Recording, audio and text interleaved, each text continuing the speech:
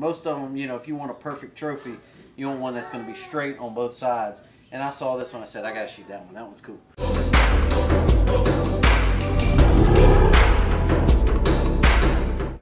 African custom knives, and so let's give them a little background on how we got started. So Nathan had been in the knife industry for a while, and I've always just kind of helped and filled in. You know, we had several knife makers that were asking us, hey, can you help us market our brand and bring our knives to the U.S. and do more for us. We tried it and had about 7 or 8 knife makers immediately say, look, I want to work with you and provide some knives for you and get you to help me with marketing. And then we took a trip. We went to Africa last spring. This was March.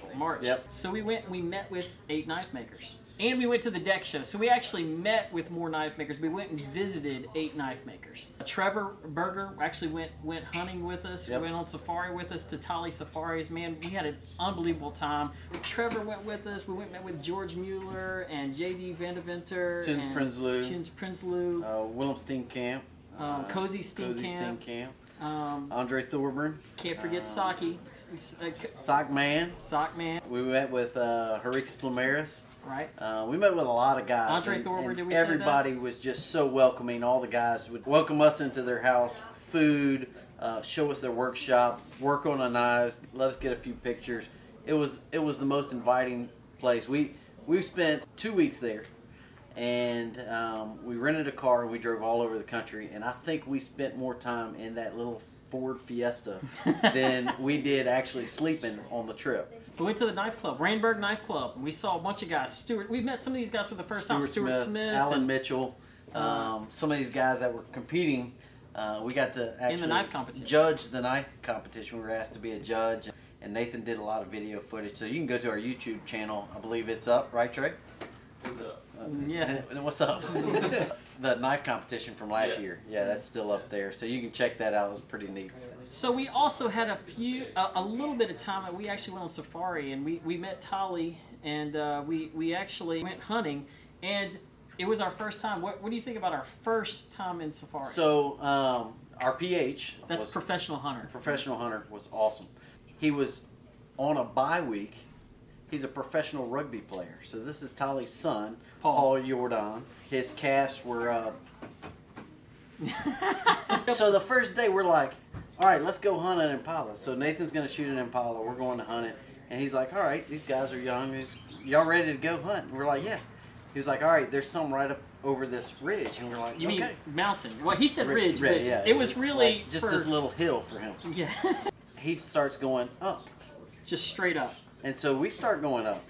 His pace was like this. Our pace was like this.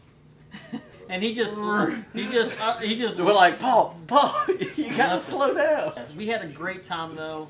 These guys were awesome. First class hunters. In fact, we're working with them right now on another hunt. So if you're interested in going on safari with us, we'd love to have you. Now, Nola, tell us about. Now we got some of ours. Now some of our animals we got mounted, skull mounts. Check our Instagram posts. We have awesome trophies coming in a week.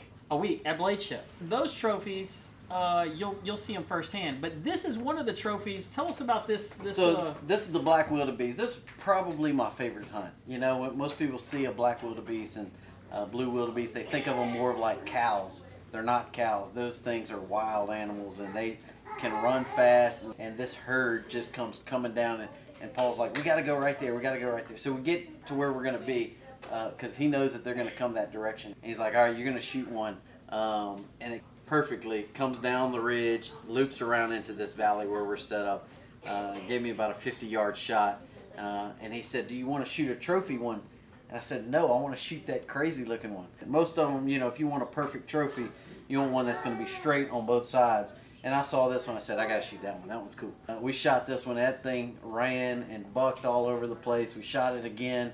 It was tough. They're really, really, really tough animals.